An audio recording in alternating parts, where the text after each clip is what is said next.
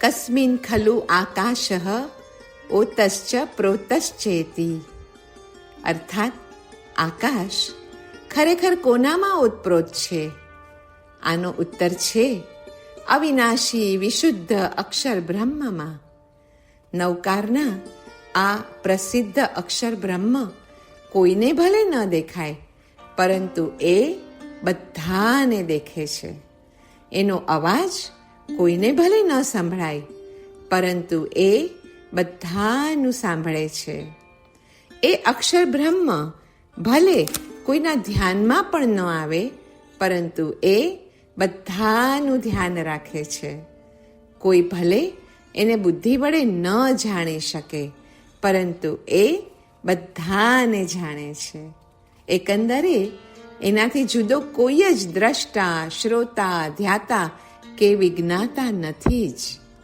આકાશમાં સર્વ અને અક્ષર બ્રહ્મમાં આકાશ વ્યાપ્ત છે. નવકારનું પ્રથમ પદ આગળ કરીને યુક્તિ કે અનુભવથી થતો બોધ જ પાપક્ષય તથા ભાવ મંગળનું પ્રમુખ કારણ છે.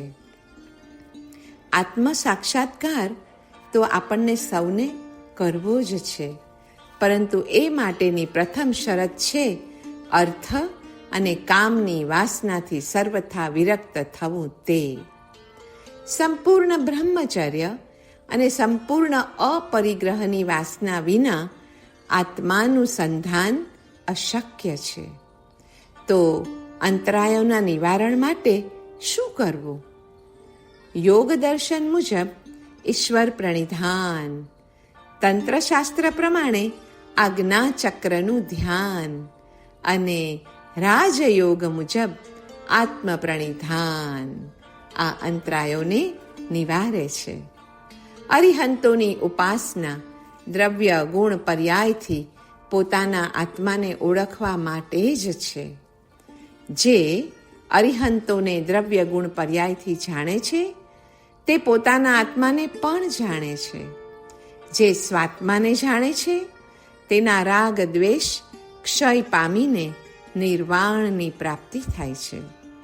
અરિહંતોને ઓળખીને જ્યારે તેમાં લીન થાય છે, ત્યારે આકાશથી પણ વિશેષ વિશાળતા તે સાધક અનુભવે છે.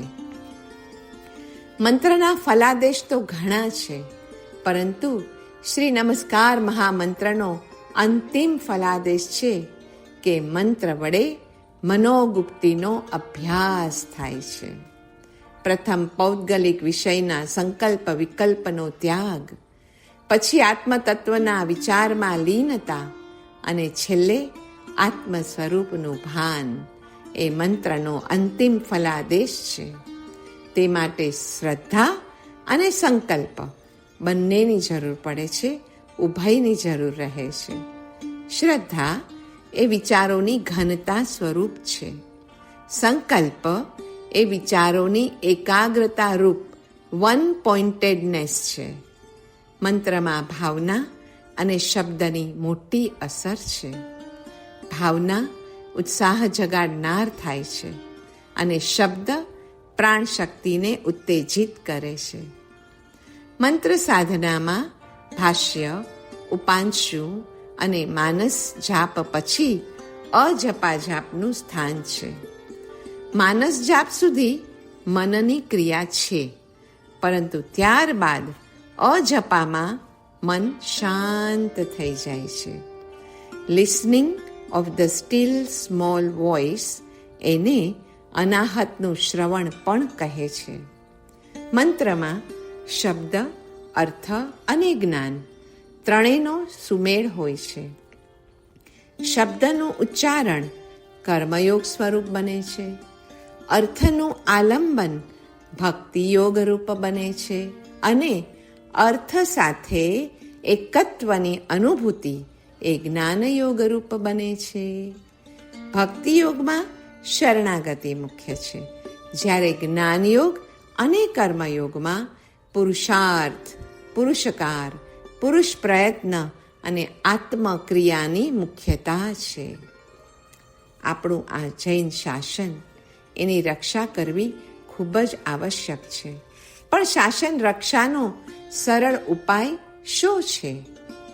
શાસન રક્ષાનો સરળ ઉપાય મંત્ર સાધના વડે દેવને પ્રત્યક્ષ કરવા અને તે દ્વારા સંઘ, સાધર્મિક, તીર્થ આદિ ઉપર આવેલી આપત્તિઓને દૂર કરવી તે છે. માનુષી શક્તિ ઉપર દૈવી શક્તિનો પ્રયોગ કાર્યને સરળ બનાવે છે. વળી દૈવી સાધના માટે ઉત્તમ તથા અધિકારી જીવોને પસંદગી આપવી જોઈએ. વાત્સલ્ય અને પ્રેમ ગુણથી ભરપૂર, બાલ બ્રહ્મચારી, વિનિત અને નિર્ભય એવા પુરુષો તે માટે અધિકારી ગણી શકાય. નમસ્કાર મહામંત્રનું મહાત્મ્ય તો કોઈ કહી શકે એમ નથી. નમસ્કારથી જ પાપનાશ અને મંગળનું આગમન કહ્યું છે. મંગળ એ ધર્મ છે, તેનું મૂળ મૈત્રી છે. અમંગળ એ પાપ છે, તેનું મૂળ અમૈત્રી છે. અમૈત્રીમાં અજ્ઞાન, અવિદ્યા, મિથ્યાત્વ મોહનું સેવન છે, જ્યારે મૈત્રીમાં જીવતત્વના જ્ઞાનનો પ્રકાશ, આત્મવિદ્યાનો વિકાસ અને સમ્યક્ત્વરૂપી સૂર્યનો ઉદય રહેલા છે. એ અર્થથી ભરેલો નમસ્કાર એ જ મહામંત્ર છે તથા સિદ્ધ મંત્ર છે. નમો બે અક્ષરનો આ મંત્ર એ આત્મસ્થિત સર્વ મહાન ખજાનાની સુવર્ણ ચાવી છે. આત્મદ્રવ્યમાં સદા વિદ્યમાન ગુણરૂપી અખૂટ ખજાનાનું તાળું ખોલવા માટે ચાવીનું કામ નમો મંત્ર કરે છે. નમો એ સર્વ દિવ્ય પ્રકાશ, સર્વ જીવનના સ્રોતને ઉઘાડવાની ચાવી છે, જેને અનંત કાળથી કાટ લાગેલો છે. હવે એને દૂર કરવા માટે અપરાધની ક્ષમાપના, ઉપકારીની ભક્તિ તથા અપકારી પ્રત્યે માધ્યસ્થ આદિ તેલની જરૂર છે. નમસ્કાર મહામંત્રના પરમ લાભ અગણ્ય છે. નમસ્કાર મહામંત્ર ગુણરત્નરૂપી ખજાનાથી ભરપૂર આત્મદ્રવ્યરૂપી તિજોરીનું તાળું ખોલી નાખે છે અને ઓમ નમઃ સિદ્ધમ મંત્રનું ચૈતન્ય પ્રગટાવી આપે છે. સિદ્ધ વસ્તુને દેખાડે છે, તેના પ્રત્યે અહોભાવ જગાડે છે અને હંમેશ માટે તે એક સરખા આનંદ અને સુખનો અનુભવ કરાવે છે. તે સિદ્ધ મંત્ર શાશ્વત મંત્ર છે, સત્યનો પ્રકાશ પાડનાર મંત્ર છે. તેનું નિરંતર બ્રહ્મરંધ્રમાં ધ્યાન કરવું જોઈએ. નવકાર એ સમગ્ર દ્વાદશાંગી રૂપી ગુણરત્નોની પેટીનો પરમ સાર અથવા પ્રધાન રહસ્ય શુદ્ધ નય પરિણમન છે. તેથી જ તે દ્વાદશાંગીનો સાર કે પરમ રહસ્ય ગણાય છે. તેના પ્રથમ 5 પદો વડે કૃતજ્ઞતા ગુણના પાલનપૂર્વક થતો અનુકૂળ સંબંધ પર એવા અશુભ કર્મ અને તેના આલંબનભૂત અયોગ્ય દ્રવ્ય, ક્ષેત્ર, કાલ, ભાવના સંબંધમાં આવવાની જીવની અનાદિકાલીન યોગ્યતાને ટાળી નાખે છે. નામમાં મનનો લય પણ આવશ્યક છે. શા માટે? પ્રભુનું નામ લઈએ એ નામમાં મનનો લય થવાથી નાદ બ્રહ્મ પ્રગટ થાય છે. સુરતાને શબ્દમાં જોડતા રહેવાથી સાધના માર્ગ હાથમાં આવે છે. સુરતા તે જીવ છે, શબ્દ તે પુરુષ છે. જીવના ઉપયોગને પરમાત્મા સ્વરૂપમાં પરોવવું તે નામ સાધનાથી સહજ બને છે. નામ સ્મરણ જ્યારે માનસ જપની ભૂમિકાથી ઉપર જાય ત્યારે તે અજપા દ્વારા રૂપાતીતમાં લઈ જાય છે. અજપા એ મનની શાંત અવસ્થા છે. રૂપાતીત ઉન્મની ભાવરૂપ છે. અરિહંતોને નમસ્કાર. અરિહંતોનો ઉત્કર્ષ અને પોતાના અપકર્ષને જણાવનારો છે. અરિહંતો શુદ્ધ આત્મ સ્વરૂપવાળા હોવાથી શુદ્ધ આત્માનો અપકર્ષ એ શાસ્ત્રાનુસારી યુક્તિથી નીકળતો બોધ છે, જે લક્ષ્યાર્થ છે.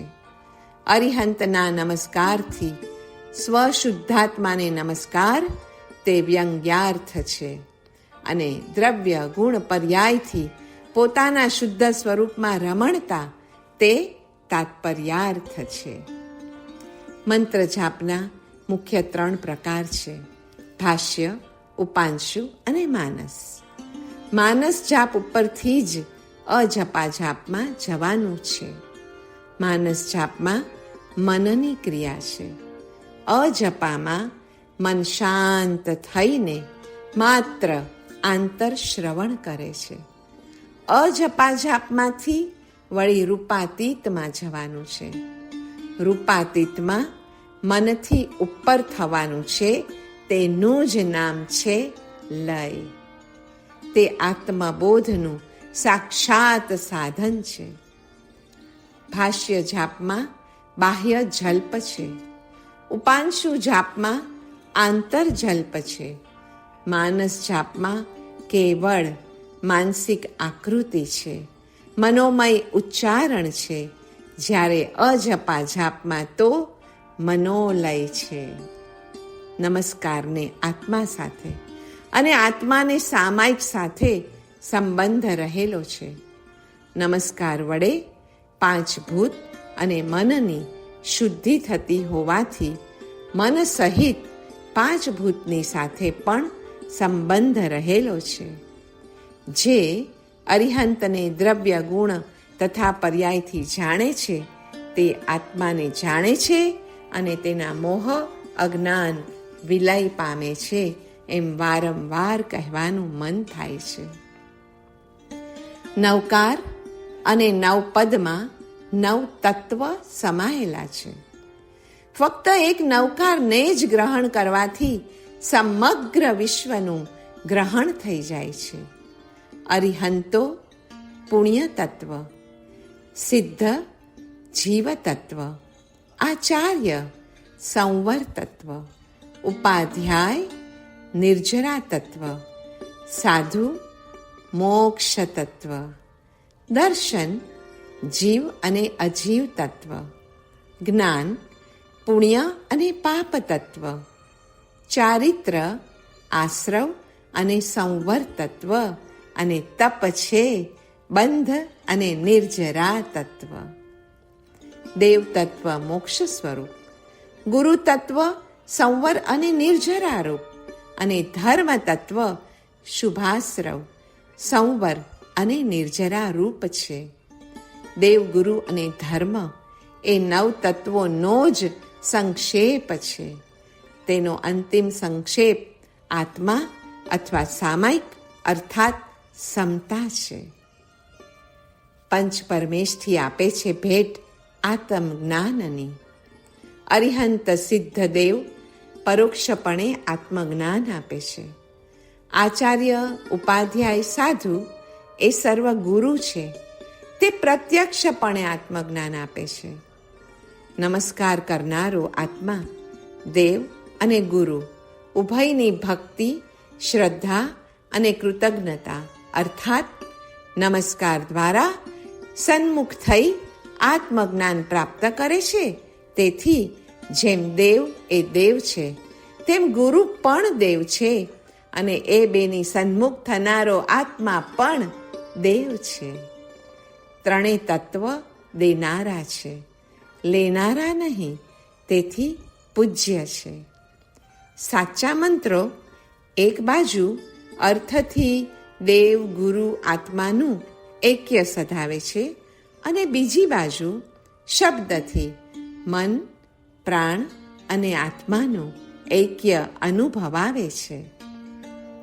અંતે તો મન પોતે જ દેવ, પ્રાણ પોતે જ ગુરુ અને આત્મા તે બંનેથી અભિન્ન પ્રતીત થાય ત્યારે જ મંત્ર ચૈતન્ય પ્રગટ્યું ગણાય છે. નમસ્કાર એટલે તદ્ભાવ પરિણમન. નવકારના પ્રથમ 2 પદોમાં દેવ તત્વ છે. એ પછીના બીજા 3 પદોમાં ગુરુ તત્વ છે અને ત્રીજા 4 પદોમાં ધર્મ તત્વ છે. દેવ તત્વ દેનાર, ગુરુ તત્વ દેખાડનાર અને ધર્મ તત્વ ચખાડનાર છે.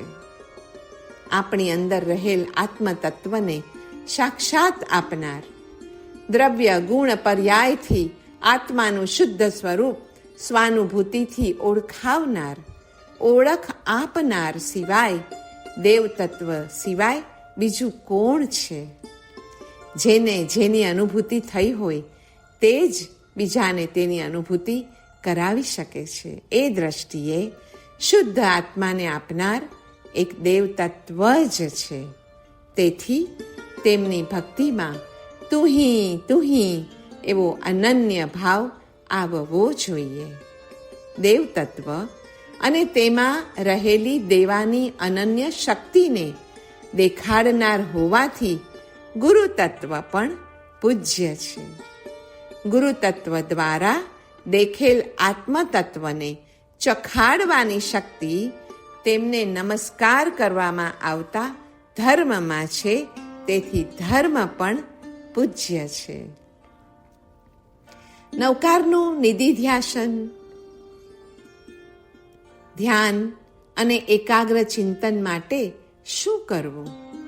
તો પૂજ્ય અધ્યાત્મ યોગી પન્યાસ શ્રીજી મહારાજ લખે છે કે 48 મિનિટ સુધી સિદ્ધાસને બેસવું, 2 10 મિનિટ ઓમકારનો જાપ કરવો, 3 5 મિનિટ મનને નિર્વિચાર કરવું, 4 1 મિનિટ પ્રાણી માત્રમાં એક જ આત્મ તત્વને જોવું, 5 1 કલાક રોજ મૌન જાળવવું, 6 હંમેશ માટે ચર્ચા અને વિવાદનો ત્યાગ કરવો અને 7મું પગથિયું છે સર્વદા અને દરેક જગ્યાએ માધ્યસ્થ ભાવ કેળવવો.